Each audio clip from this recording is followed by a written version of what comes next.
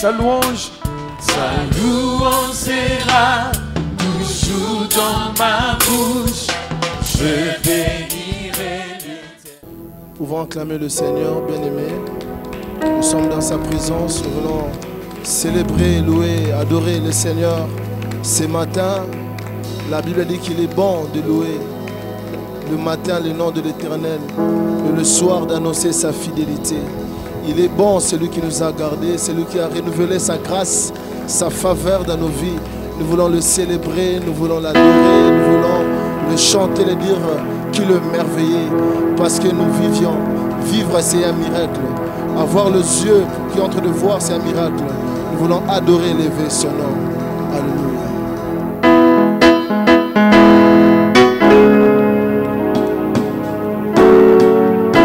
Est-ce qu'on peut pousser des cris de joie dans sa présence?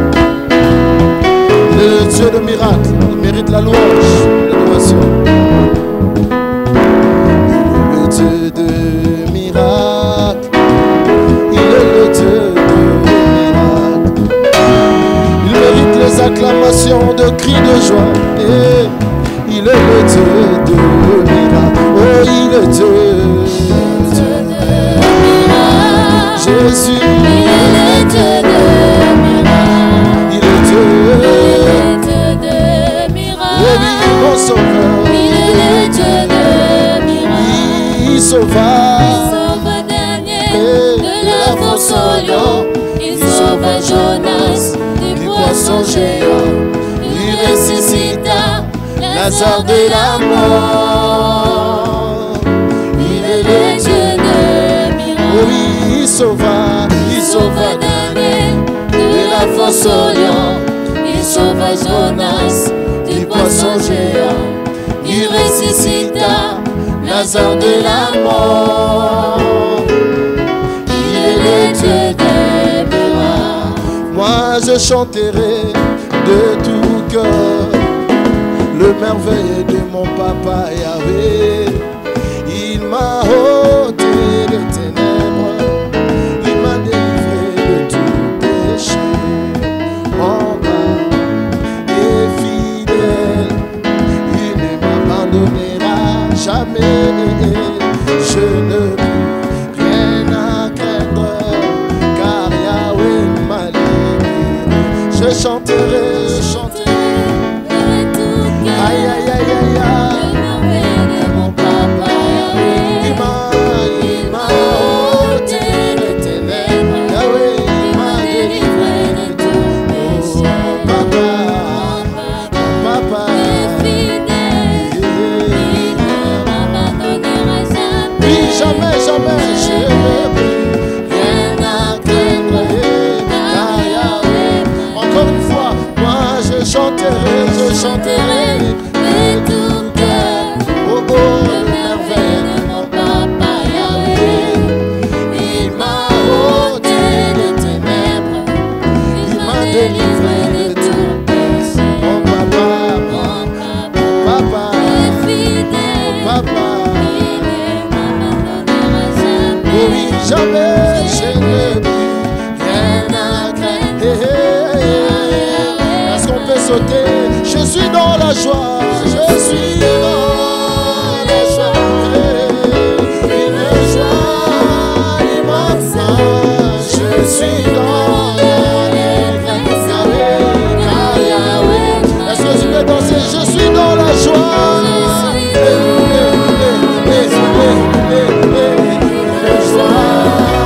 immense. Je suis dans l'allégresse. Je suis dans la joie. Une joie immense. Je suis dans l'allégresse. Mon nom est écrit là-haut, là-bas, là-haut. Mon nom est écrit. Je n'ai pas million, mais mon nom est écrit là-haut, là-bas et là-haut. Je suis pas perdu, mon nom est écrit là-haut, là-bas et là-haut, là-bas est écrit. Je manque de visa, mais mon nom est écrit là-haut,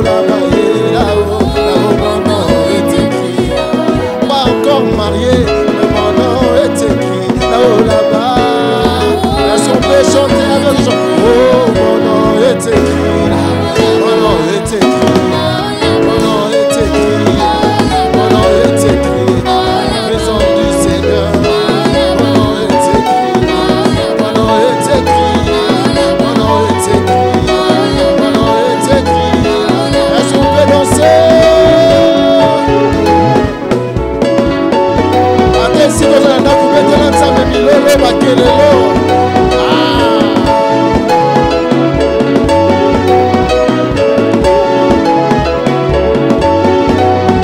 Mon nom est écrit, mon nom est écrit, mon nom est écrit, mon nom est écrit, à la présence du Seigneur.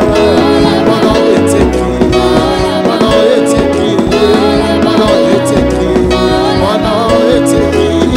Mon nom est écrit, mon nom est écrit, mon nom est écrit.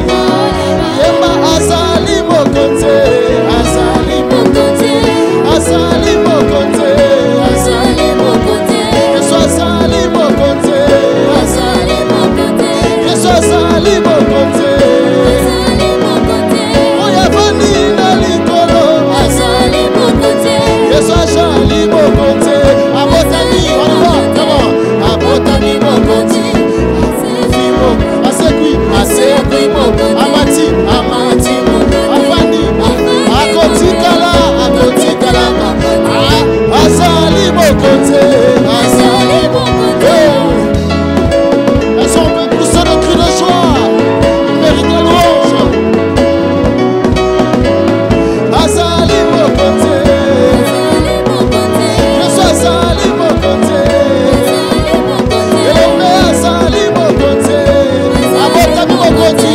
Abotani mokonzi, akufi mokonzi, asekwi, amati, afandi, akotikala, elombe telema, elombe telema.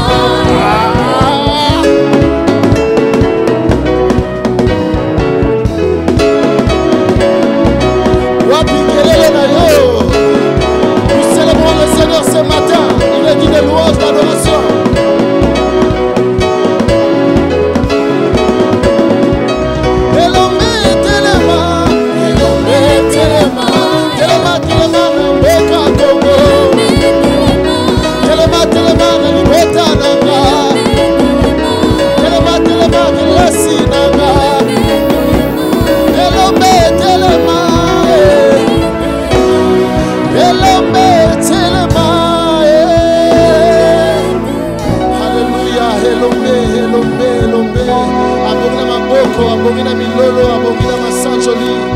Nous voulons élever, c'est Jésus.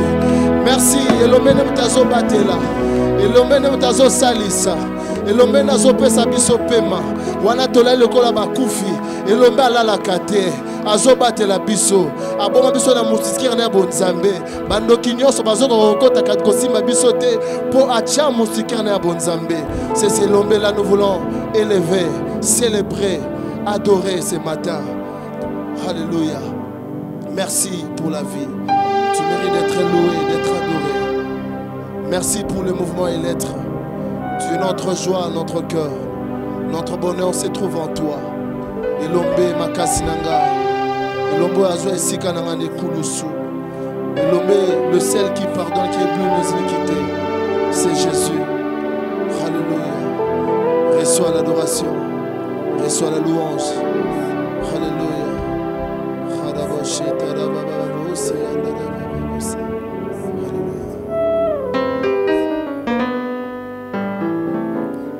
C'est heure que je respire.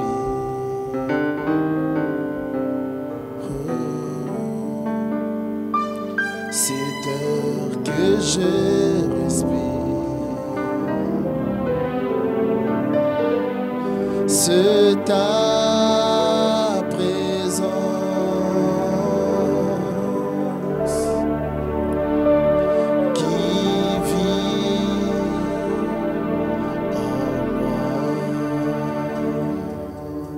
ensemble, ce pain jour après jour, ce pain jour après jour.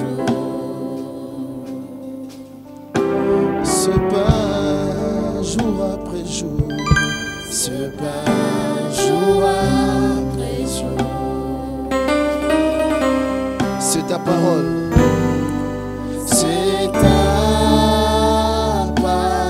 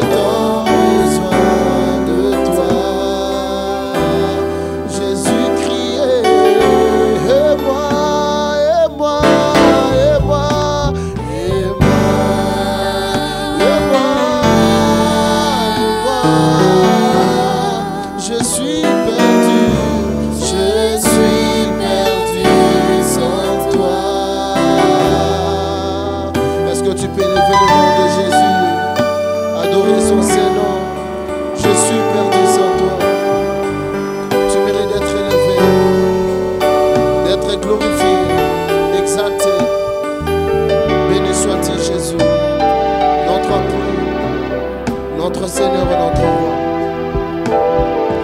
Oh, et moi,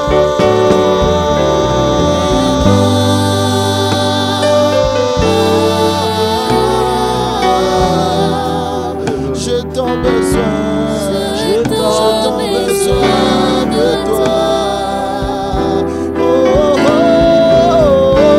et moi, Jésus, et moi. C'est toujours moi, je suis perdu sans toi. Oh, j'ai tant besoin, j'ai tant besoin de toi. Oh, je suis perdu sans toi. Yahweh, j'ai tant besoin de toi.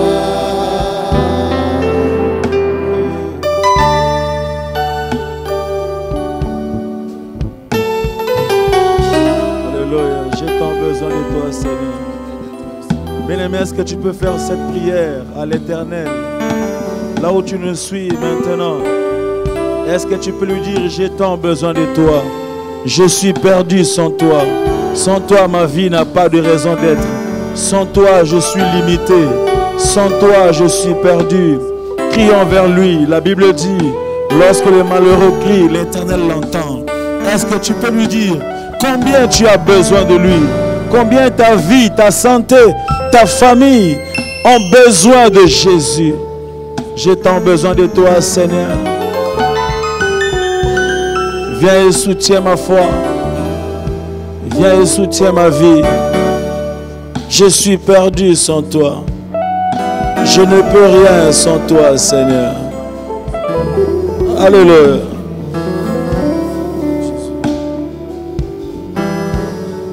J'ai tant besoin de toi, oh Seigneur.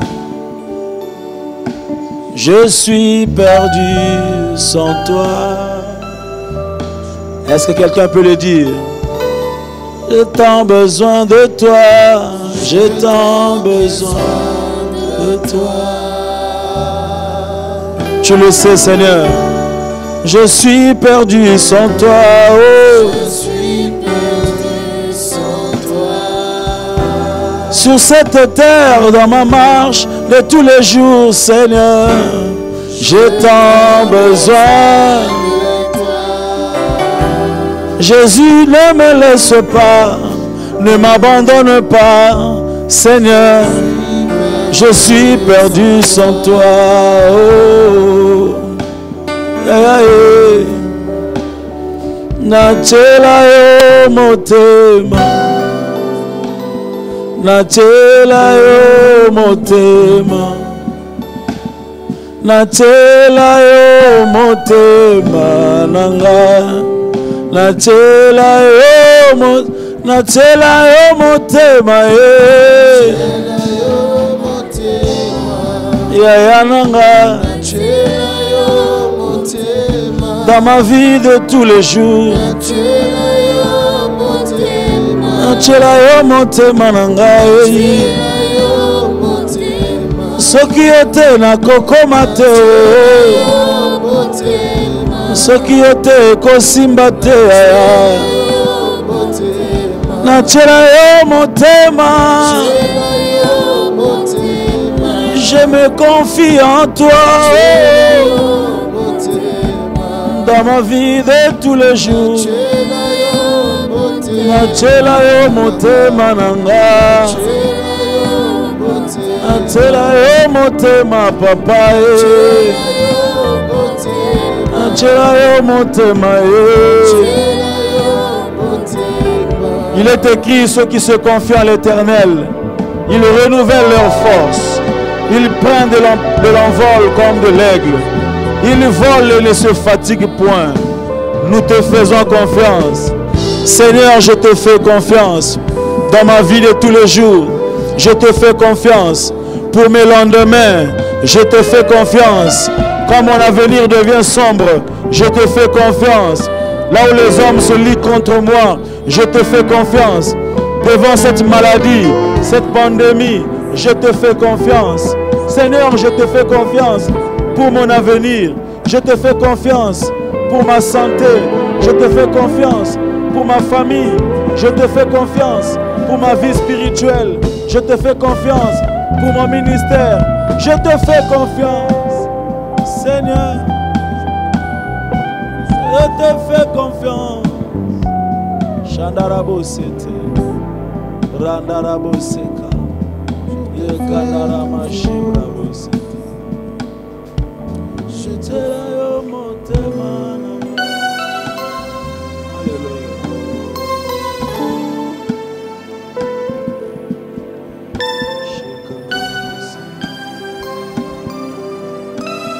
Heureux ceux qui se confient à l'Éternel car ils ne seront point confondus. Les uns se confient à leurs chars, les autres à leurs chevaux. Les uns se confient à leur beauté, à leur richesse. Les autres se confient à leurs relations, à leurs héritages. Mais nous n'avons que l'Éternel. Nous nous confions à l'Éternel des armées. Et nous savons que tôt ou tard, il se lèvera. Et lorsqu'il se lèvera, nous chanterons un chant de reconnaissance. Si tu crois en cela, tu peux bien l'acclamer ce matin. Si tu crois en ça, tu peux bien l'acclamer. Est-ce que tu peux faire monter les cœurs sur Facebook? Fais monter les cœurs. Fais monter les cœurs. Fais monter les cœurs. Gloire à Dieu. Alléluia. Gloire au Seigneur. Dieu est bon pour nous. Il nous donne la force d'être les mouvements. Merci beaucoup, la chorale. Bénissons le Seigneur, lui qui nous aime d'un amour infini. Nous voulons partager la parole de Dieu. Nous voulons partager la pensée de Dieu ce matin, ce dimanche. Nous voulons juste nous rappeler que nous sommes dans notre mois de mission. Le Seigneur nous a mis à cœur que le mois de juillet et le mois d'août 2020 sont des mois de mission. Quelle mission? La mission d'annoncer la bonne nouvelle du royaume. La mission de proclamer l'évangile qui sauve. La mission de ramener les âmes vers Christ. C'est la mission la plus noble. C'est la mission la plus extraordinaire.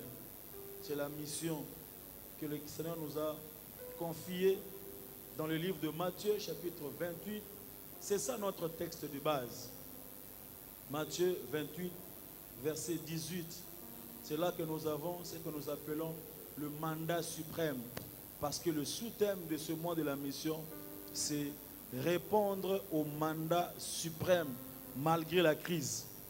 Malgré cette crise, nous ne devons pas lâcher notre mission d'annoncer l'évangile du royaume. Et Matthieu donc 28, le Seigneur Jésus dit, verset 19, il dit, allez, faites de toutes les nations des disciples, les baptisant au nom du Père, du Fils et du Saint-Esprit, et enseignez-leur à observer tout ce que je vous ai prescrit. Et voici, je suis avec vous tous les jours jusqu'à la fin du monde.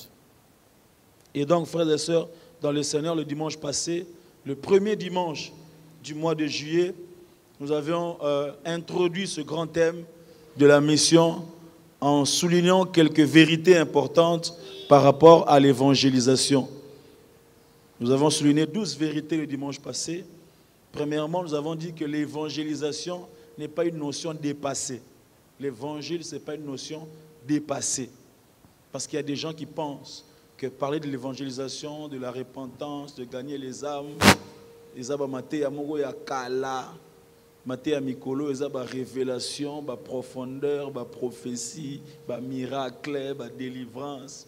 Je voudrais nous dire, frères et sœurs, dans le Seigneur, que l'Église existe pour la mission. L'Église existe pour continuer l'œuvre de la rédemption. L'Église existe pour le salut des âmes. Et donc, l'évangélisation n'est pas une notion dépassée.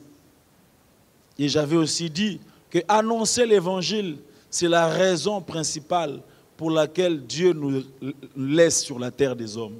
Si toi et moi, nous sommes chrétiens, mais nous sommes encore vivants sur cette terre, c'est parce que Dieu compte sur toi et il compte sur moi pour continuer l'œuvre du salut au travers de l'évangélisation. Tu ne restes pas sur terre pour devenir gros. Tu ne restes pas sur terre pour avoir des enfants. Tu ne restes pas sur terre pour avoir des maisons. Tu ne restes pas sur terre pour voyager partout. Tu ne restes pas sur terre. Même si tu voyages, tu ne voyageras pas dans le monde entier. Il y aura toujours des coins du monde que tu ne vas pas atteindre. Même si tu as des millions, tu n'auras pas tous les millions de toutes les banques. Il y aura toujours quelque chose qui manquera. Donc, la raison pour laquelle Dieu nous maintient sur la terre, notre véritable mission, c'est de pouvoir annoncer Christ. Sinon, il pouvait nous prendre, surtout que nous sommes déjà sauvés, surtout que nous avons déjà reçu Christ. Donc, il pouvait nous prendre facilement. S'il te laisse, frères et sœurs, c'est parce qu'il compte sur toi pour qu'une âme soit gagnée par toi. Et c'est la plus grande richesse que de gagner une âme. Le plus grand héritage à léguer aux enfants, c'est Jésus et Jésus seul. Et nous prions qu'au travers de ce mois de la mission, quelqu'un soit touché dans sa conscience et qu'il se dise, j'étais en train de m'inquiéter et de m'agiter sur beaucoup de choses, mais l'essentiel de ma vie, c'est de gagner une âme à Christ. Bien-aimé dans le Seigneur, si quelqu'un peut être touché, alors ce message aura atteint son objectif. Et je prie que tu sois parmi ceux que le Saint-Esprit touchera. Aujourd'hui, frères et sœurs, nous continuons notre réflexion avec ce principe de base. Le principe de base que j'aime beaucoup par rapport à la mission, par rapport à l'évangélisation. C'est un principe que nous connaissons ici à Souffle de Vie. C'est un principe que chaque ouvrier de Souffle de Vie est censé connaître, intégrer et surtout appliquer. Et c'est quoi ce principe? C'est le principe qui consiste à utiliser sa position pour accomplir sa mission. C'est de ça que je vais parler ce dimanche. Utilise ta position pour accomplir ta mission. Comme j'avais dit, frères et sœurs, nous avons une mission d'être lumière du monde, celle de la terre. Le Seigneur Jésus a fait de nous lumière du monde, celle de la terre. La lumière a plusieurs rôles. La lumière a le rôle de chasser les ténèbres. Donc le monde est dans les ténèbres. Le ténèbre de l'ignorance, le ténèbre de la pauvreté, les ténèbres de blocage, les ténèbres des conflits, les ténèbres du péché. Et Dieu a fait de nous lumière afin que ce monde soit éclairé. Et je prie que toi qui as reçu Christ, toi qui es disciple de Christ, que tu puisses éclairer l'espace dans lequel tu fonctionnes. Dans le nom puissant de Jésus. Le rôle de la lumière, c'est permettre aux hommes de voir clair. Les gens marchent dans les ténèbres, ils ne voient pas ce qui est clair. Ils confondent le bonheur au matériel, à la richesse, à l'argent, à la beauté, Ils confondent le bonheur au, je ne sais pas moi, au nombre de voitures que nous avons. Ils confondent le bonheur à plusieurs autres choses. Et nous, en tant que lumière, le Seigneur a fait de nous lumière du monde. Tu n'es pas lumière de l'église seulement. Non, tu es lumière du monde. C'est-à-dire, après avoir parlé en langue à l'église, après avoir dit amen à l'église, tu sors dans le monde, dans le quartier où tu es, dans le marché où tu vends, dans ton université, à l'école. C'est là que tu dois être lumière et que l'on constate que toi, tu es différent des autres. Frères et sœurs dans le Seigneur, nous sommes appelés à briller et nous sommes appelés à présenter Christ. Comment? En utilisant notre position. Utilise ta position pour accomplir ta mission qui consiste à gagner les âmes à Christ. Partout où nous sommes, c'est une position que Dieu nous donne. Une position stratégique. Chacun de nous a une position. Dans ta famille, tu as une position. Tu es père de, mère de, tu es oncle de, neveu de, nièce de, tu es tante de, tu es petit frère de, tu es petite sœur de, c'est-à-dire, tu as une position dans la famille. Pourquoi tu n'occupes pas cette position-là dans une autre famille? C'est parce que Dieu savait que par toi, dans cette position-là, quelqu'un serait sauvé. Que celui qui entend le son de ma voix dit un bon amen. Si Dieu a permis que tu puisses avoir la position de l'oncle, de tante, de frère, de sœur, de neveu, de fils, de fille, de parents, c'est pour que par toi, quelqu'un de ta famille soit touché par l'évangile.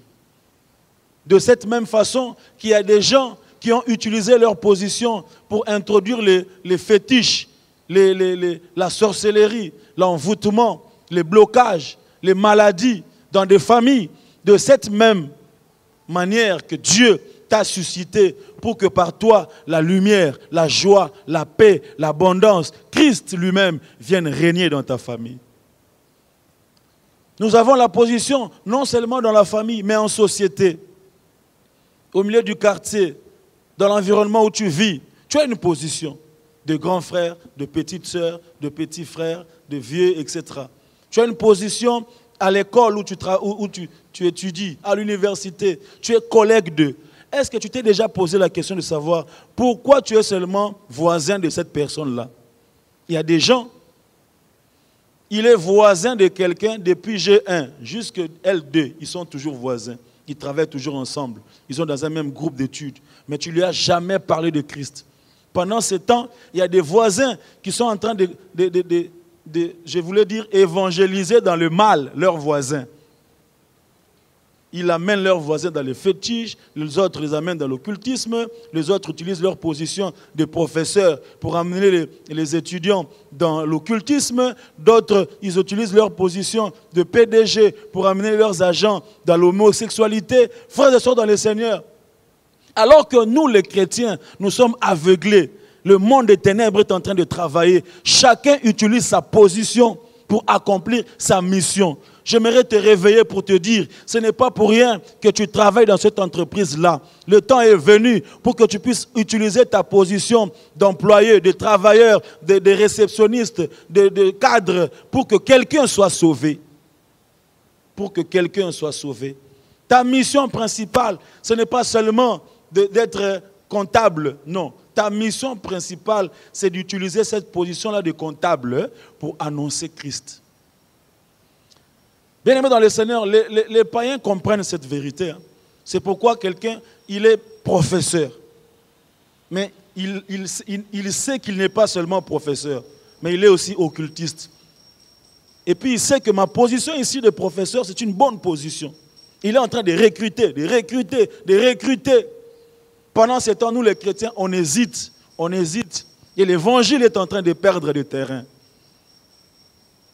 Je prie au nom de Jésus qu'en ces temps de la fin, l'Éternel puisse susciter un vent de réveil des hommes et des femmes qui peuvent utiliser leur position pour accomplir leur mission.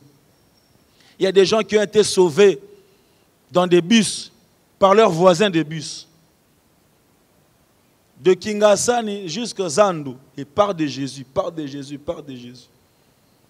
Arrivé vers Poids-Lourd, quelqu'un reçoit Christ. Il peut arriver en ville, ils descendent, ils s'oublient, ils ne vont plus jamais se voir. Mais quelqu'un est entré dans le royaume des cieux. Quelqu'un plus tard est même devenu évangéliste. Sa vie a changé, son histoire a changé. Il a quitté les ténèbres vers la lumière parce que quelqu'un avait utilisé sa position de voisin de bus pour accomplir sa mission d'évangéliste. Il a arraché une âme d'entre les mains du diable. Pourquoi tu ne peux pas le faire? Pourquoi je ne peux pas le faire? Frères et sœurs dans le Seigneur, je voudrais que ce principe retentisse dans nos cœurs pendant ces mois de mission, afin qu'on ne se taise pas. Même en ce temps de crise, nous avons lu le premier jour, on a lu Actes chapitre 8, la Bible dit, ceux des chrétiens qui ont été persécutés, ils étaient dispersés et ils allèrent annoncer l'évangile. Donc le temps de crise, le temps de persécution était un temps favorable pour annoncer Christ. Nous aussi, en ce temps de crise, en ce temps de tourment, en ce temps de pandémie, c'est le moment idéal pour annoncer Christ comme le vrai bonheur. Vous savez, Dieu parfois il permet certaines situations pour que l'évangile puisse avancer. Et souvent les gens, dans des situations difficiles, ils sont prêts à écouter l'évangile. Quand quelqu'un est malade sur le lit d'hôpital, si un ganga qui s'y vient, il dit oui. Si un marabout vient, il dit oui. Si un frère évangéliste vient, il dit oui. Parce que son problème, c'est de se réveiller. Alors il dit, il est tellement prêt à recevoir l'évangile. Et c'est une bonne occasion d'annoncer Christ.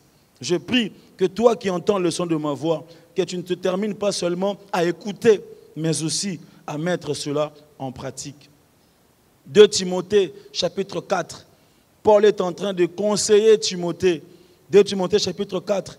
Paul dit ceci, « Je t'en conjure devant Dieu et devant Jésus-Christ, qui doit juger les vivants et les morts, au nom de son apparition et de son royaume. Prêche la parole. » Là, c'est Paul qui parle. Il dit, prêche la parole, insiste en toute occasion, favorable ou non. Ne dis pas, je ne suis pas de l'évangélisation. Non, ce n'est pas un problème de commission d'évangélisation. C'est un ordre de mission pour tout disciple de Jésus. Si tu es disciple de Jésus, donc tu es qualifié pour annoncer l'évangile. Favorable ou non, reprends, censure, exhorte avec toute douceur en instruisant. L'apôtre Paul insiste, il dit insiste en toute occasion, que ce soit favorable ou non, annonce l'évangile. Annonce l'évangile, parle de Jésus. Prochainement, nous verrons comment évangéliser, comment parler de Jésus. Et je voudrais nous proposer quelques exemples de la Bible, des hommes et des femmes qui ont utilisé leur position pour accomplir leur mission d'annoncer le royaume. La première personne que j'ai énumérée, c'est celle qu'on appelle la servante de Naaman. La servante de Naaman.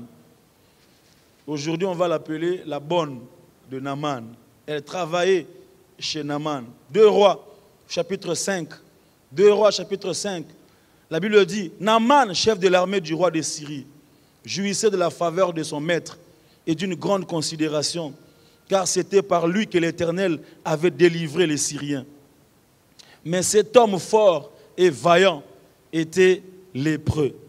Verset 2, la Bible dit, « Or les Syriens étaient sortis par troupes et ils avaient emmené en captivité une petite fille du pays d'Israël. » On ne connaît même pas son nom. Tout ce qu'on sait, c'est qu'elle était d'Israël. Elle était d'un autre royaume. Elle était captive, qui était au service de la femme de Naaman. Elle travaillait comme bonne dans la maison de Naaman. Et cette fille-là, la Bible dit, au verset 3, elle a dit à sa maîtresse, « Oh, si mon Seigneur était auprès du prophète qui est à Samarie, le prophète le guérirait de sa lèpre. » Naaman alla dire à son maître, « La jeune fille du pays d'Israël a parlé de telle et de telle manière. » Verset 5, « Et le roi de Syrie dit, « Va, rends-toi à Samarie, j'enverrai une lettre au roi d'Israël. Il partit, prenant avec lui 10 talents d'argent, 6000 cycles d'or et 10 vêtements de réchange. Verset 14, la Bible parle maintenant de sa guérison. Il dit, il descendit alors et se plongea 7 fois dans le Jourdain, selon la parole de l'homme de Dieu. Et sa chair redevint comme la chair d'un jeune enfant. Et il fut pur. Bien-aimé dans le Seigneur, une servante dans la maison d'un grand chef, un grand général qu'on appelle Naaman. Naaman, la Bible dit, était un homme respecté. Mais cet homme-là avait la lèpre. Il avait la lèpre en lui. Sa peau se détruisait. Il avait la tenue de général. Les hommes l'acclamaient. Mais lorsqu'il rentrait à la maison, sa femme l'attendait avec de l'eau, avec un peu de permanganate, un peu de sel. Et l'homme était en train de pleurer dans sa maison. Et la servante était là. La servante entendait. La servante a compris que mon maître est respecté dehors. Mais mon maître a un problème. Mon maître souffre. Et cette servante-là a utilisé sa position pour accomplir sa mission. Elle a pris le courage. Elle a dit, dans mon royaume, je connais un homme. Dans mon royaume, je connais un prophète. Lui, il est capable de te guérir. Oh, waouh. Ça, c'est l'évangélisation. Il est capable de te guérir. Tu es connu par les rois. Tu connais les ambassadeurs. Tu es un grand homme du pays. Mais personne ne peut te guérir. Tu as beaucoup d'argent, Naaman. Tu es riche, tu es puissant. Mais ton problème, personne ne peut le soulager. Mais moi, je suis une servante. Je suis ton esclave. Je travaille chez toi. Mais je peux t'apporter la solution. Je dis à quelqu'un, quelle que soit la position que tu as, tu es capable de sauver une vie. Même si tu travailles comme un chauffeur, même si tu travailles comme quelqu'un qui arrange, qui nettoie, tu peux apporter la vie. Les hommes, dans leur apparence, ils ont besoin de Jésus. Tous ceux qui ont l'apparence des richesses, des bonheurs, ne sont pas toujours heureux. Parce que sans Jésus, il n'y a pas de joie. Sans Jésus, il n'y a pas de vie. Cette servante, frères et sœurs, a utilisé cette position-là. Et ce jour-là, la personne qui a mobilisé le roi, c'était une servante, une bonne. La Bible dit que le roi a fait une lettre. Il a écrit à un autre roi. Et Naaman est allé. Il a pris son char. Le cortège s'est déplacé parce qu'une servante avait parlé. Je dis à quelqu'un, lorsque tu parleras de Christ, le cortège de la gloire va se déplacer et entrer dans la maison de la personne à qui tu parleras de Christ. Et à cause de toi, une vie sera changée. Je ne sais pas, j'imagine qu'au retour de Naaman, la Bible dit qu'il était purifié. Sa peau était devenue comme celle d'un bébé. Je me demande quand il était revenu, comment il s'est réjoui. Je ne sais pas de quelle manière il a remercié la servante. Je dis à quelqu'un, tu ne sais pas ce que tu rates en évitant de parler de Jésus à d'autres personnes. Je suis convaincu que tu connais beaucoup de gens qui ont besoin de l'évangile. Mais tout simplement, tu ne penses pas à eux. Et puis 2, tu ne penses pas que tu dois le faire. Et puis 3, tu ne penses pas que tu es obligé de le faire. Et puis 4, tu ne penses pas que c'est important. Et pourtant, frères et sœurs, les âmes sont en train d'être détruites. Le deuxième exemple, deuxième personnage de la Bible qui a utilisé sa position pour accomplir sa mission d'apporter le salut, elle s'appelle Esther, la reine Esther. Esther chapitre 4, Esther chapitre 4, au verset 14, Mardoché lui dit ceci, parce que le peuple d'Israël était en train de courir un risque d'être péri, d'être consumé. Et Mardoché dit ceci à Esther, verset 14, chapitre 4, il dit, « Car si tu te tais maintenant, le secours et la délivrance surgiront d'autre part pour les Juifs. Et toi et la maison de ton père, vous périrez. » Et j'aime la suite.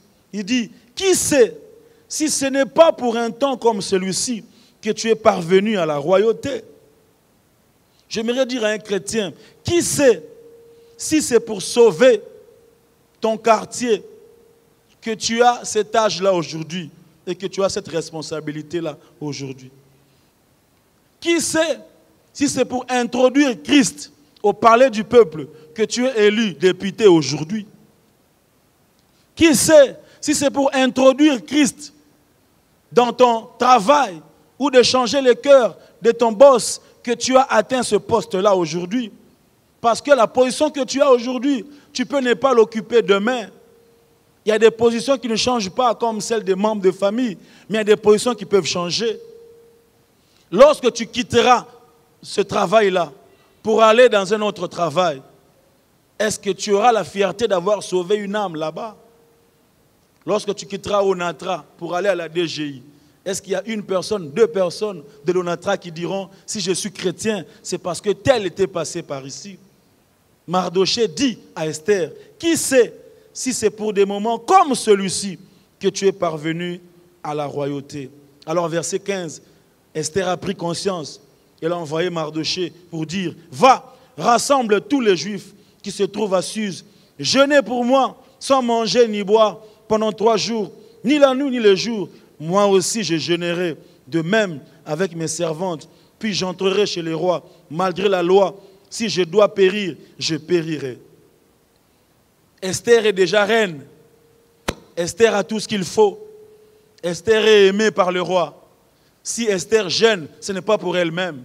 Ce n'est pas pour son argent. Ce n'est pas pour son mariage. Si Esther jeûne, c'est parce qu'elle a compris que ma position est stratégique pour mon peuple. Alors je dois me sacrifier pour que le salut entre dans la vie de mon peuple. Frères et sœurs dans le Seigneur, s'il faut jeûner pour nous-mêmes, nous sommes prêts.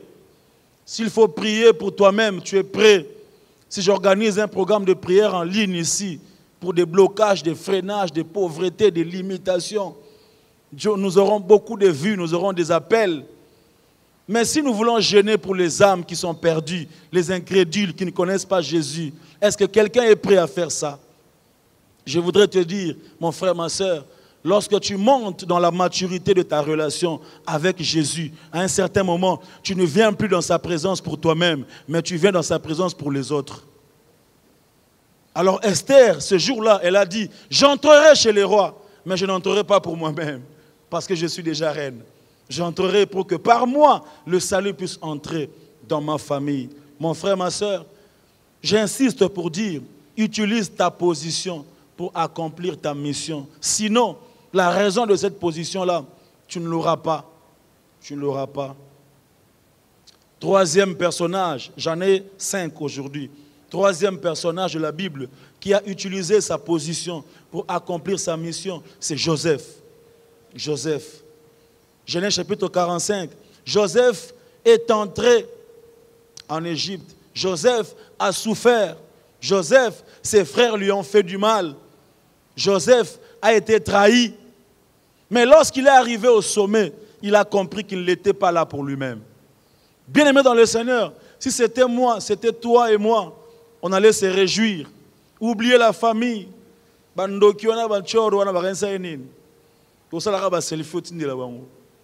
Tindela vie riben amona ndela emunene tindela nani aborenga na libulu Neftali. Mais Joseph a oublié, il a compris non. C'était un moyen par lequel je suis passé pour que par moi le salut puisse entrer dans ma famille.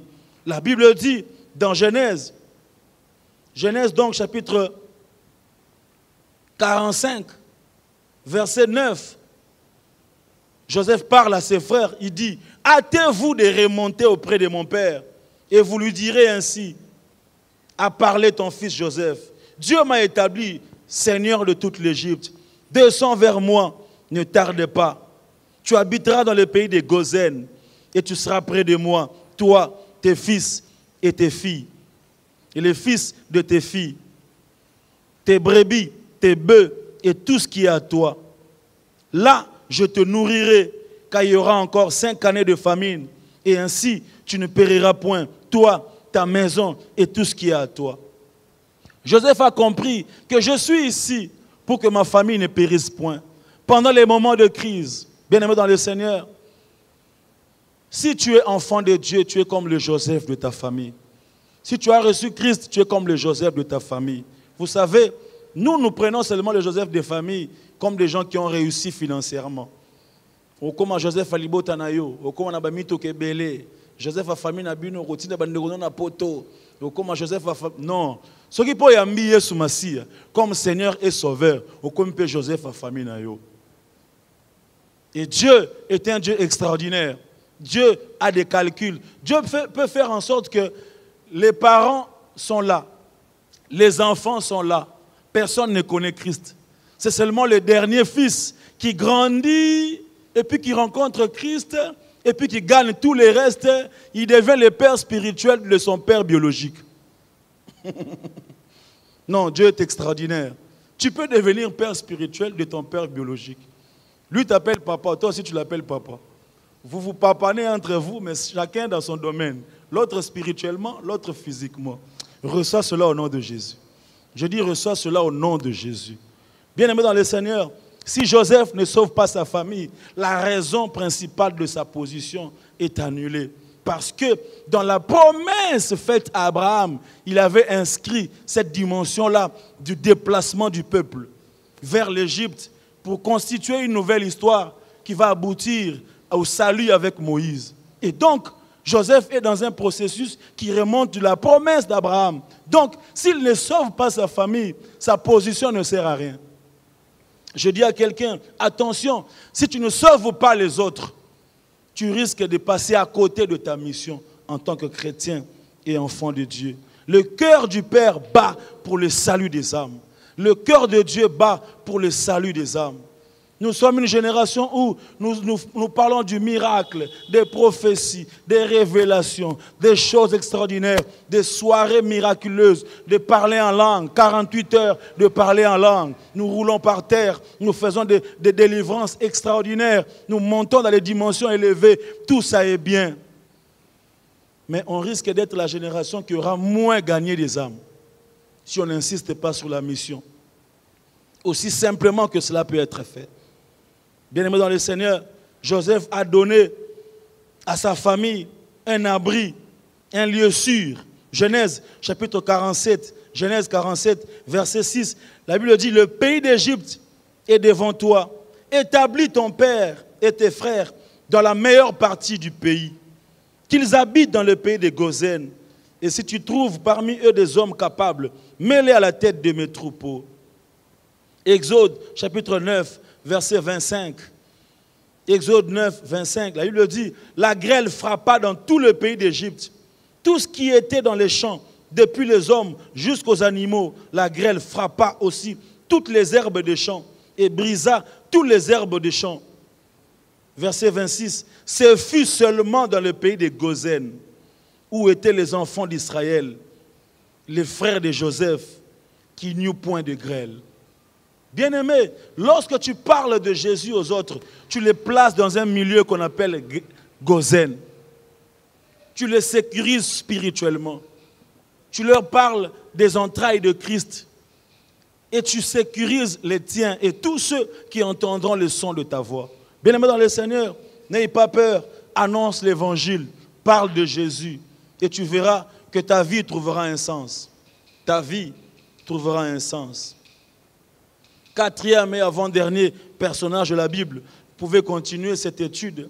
C'est une étude ouverte. Les hommes et les femmes qui ont utilisé leur position pour accomplir leur mission d'évangéliser ou alors de sauver des vies, de les amener à la grâce de Dieu.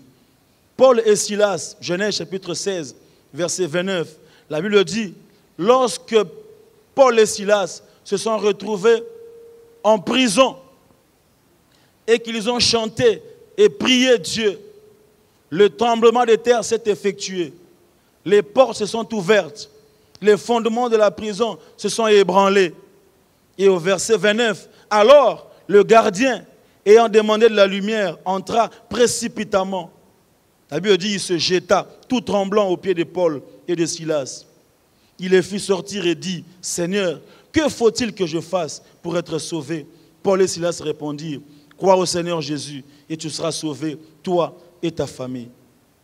Ils ont même utilisé leur position de prisonniers pour accomplir leur mission d'évangéliste. Ça signifie qu'on n'a pas d'excuse pour ne pas annoncer l'évangile. On n'a pas d'excuse. Verset 32. Et ils lui annoncèrent la parole du Seigneur, ainsi qu'à tous ceux qui étaient dans sa maison. Verset 33. Il les prit avec lui à 7 heures même de la nuit. Il lava leurs plaies. Et aussitôt, il fut baptisé, lui et tous les siens. Donc, ils étaient en prison là pour accomplir une mission. Pourquoi? Parce que le verset 34 dit, les ayant conduits dans son logement, il leur servit à manger. Il s'est réjoui avec toute sa famille de ce qu'il avait cru en Dieu. Quand il fit jour, les prêteurs envoyèrent les licteurs pour dire au geôlier, relâche ces hommes. Donc, lorsqu'ils ont accompli leur mission, c'était le temps fini pour leur prison. Je dis à quelqu'un, peut-être que tu es dans cette difficulté-là pour annoncer Christ. Peut-être que tu te retrouves dans ce milieu-là pour évangéliser. Lorsque tu l'auras fait, lorsque tu auras gagné les âmes, tu quitteras cette position-là. Frères et sœurs dans le Seigneur, je ne sais pas si je suis en train de parler à quelqu'un, mais je sens dans mon esprit que je suis en train de parler à quelqu'un. Utilise la position que Dieu t'a donnée dans ta famille, dans ton quartier, dans la société, pour accomplir la mission d'apporter Christ. Le dernier personnage, c'est encore Paul. La Bible dit, l'apôtre Paul, il arrive devant les bancs des accusés. Il est accusé, en prison, en plein procès. Pour se défendre, au lieu de se défendre, il commence à annoncer l'évangile. Actes chapitre 26. Au verset 18, la Bible dit, afin que tu leur ouvres les yeux pour qu'ils passent des ténèbres à la lumière et de la puissance de Satan, pour qu'ils reçoivent par la foi en moi le pardon des péchés et l'héritage avec les sanctifiés. En conséquence, roi Agrippa, je n'ai point résisté à la vision céleste. Là, Paul est en train de parler. Il est devant le roi Agrippa. Il est devant le grand roi Agrippa. Verset 20, il dit, j'ai parlé à ceux de Damas, puis à Jérusalem, dans toute la Judée et chez les païens. J'ai prêché la repentance et la conversion à Dieu avec pratique d'œuvres dignes de la repentance. Voilà pourquoi les Juifs sont saisis de moi dans le temple et ont tâché de me faire périr. Mais grâce au secours de Dieu, j'ai subsisté jusqu'à ce jour, rendant témoignage devant les petits et les grands, sans m'écarter en rien de ce que les prophètes et Moïse ont déclaré devoir arriver. Savoir que le Christ souffrirait et que ressuscité le premier d'entre les morts, il annoncerait la lumière au peuple et aux nations. Comme il parlait ainsi pour sa justification, Festus dit à haute voix, « Tu es fou.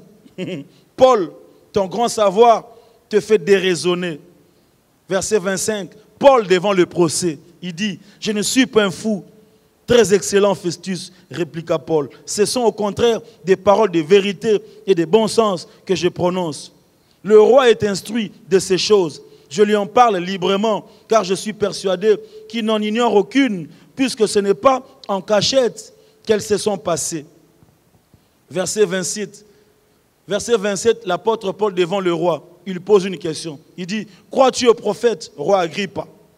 Je sais que tu y crois. » Verset 28, et le roi dit à Paul, « Tu vas bientôt me convaincre de devenir chrétien. » Paul dit, verset 29, « Que ce soit bientôt ou que ce soit tard, plaise à Dieu que non seulement toi, mais encore tous ceux qui écoutent aujourd'hui le son de ma voix, vous deveniez tel que je suis, à l'exception de ces liens. » Verset 30, le roi, le gouverneur, Bérénice et tous ceux qui étaient assis avec eux se levèrent. Bien-aimé dans le Seigneur, il a utilisé sa position de prisonnier, de présumé coupable pour annoncer Christ. L'autre a utilisé sa position élevée de premier ministre pour accomplir sa mission. L'autre a utilisé sa position élevée de reine pour accomplir sa mission. Une autre a utilisé sa position de servante, de bonne pour accomplir sa mission. J'ai pris ces exemples de plusieurs positions pour nous faire croire et nous présenter le tableau que toute personne, quel que soit son rang social, qui a reçu Christ comme Seigneur et Sauveur, il est capable d'utiliser cette position-là pour accomplir sa mission d'évangéliser. Que Dieu bénisse cette parole dans ton cœur. Je lève ma main et je prie pour toi. Père, merci pour ces choses. Merci de nous les rappeler en cette génération. Merci de nous les rappeler en ce temps ici. Ce temps de crise où le monde entier se pose des questions. Père très saint, ma prière est le vœu de mon cœur et que quelqu'un soit touché. Que mon frère et ma soeur puissent savoir qu'il est dans cette position-là pour parler de toi. Donne à mon frère le courage nécessaire pour annoncer l'évangile. Donne à ma soeur les paroles qu'il faut pour annoncer l'évangile, afin qu'en cette génération, le royaume puisse être encore peuplé. Au nom puissant de Jésus, j'ai ainsi prié. Amen. Gloire à Dieu. Est-ce que quelqu'un peut acclamer le Seigneur? Quelqu'un a été béni? Quelqu'un a été béni? Fais monter les cœurs, fais monter les cœurs. Dieu est bon pour nous. Voilà, nous sommes arrivés à la fin.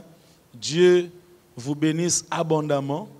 Et nous sommes en plein culte. Nous allons offrir au Seigneur, pour ceux qui sont à Kinshasa, en République démocratique du Congo.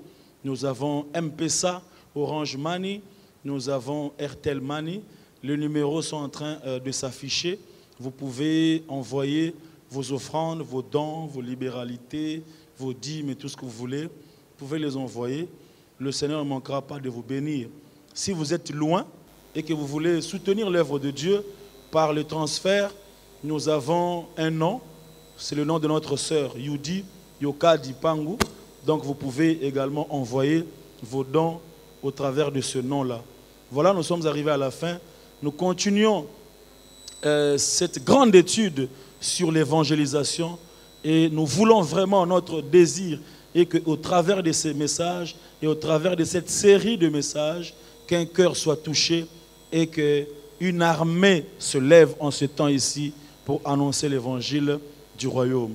Merci Seigneur, nous déclarons, oui, le bonheur et la grâce m'accompagneront tous les jours de ma vie et j'habiterai dans la maison de l'Éternel jusqu'à la fin de mes jours. Au nom de Jésus, Amen.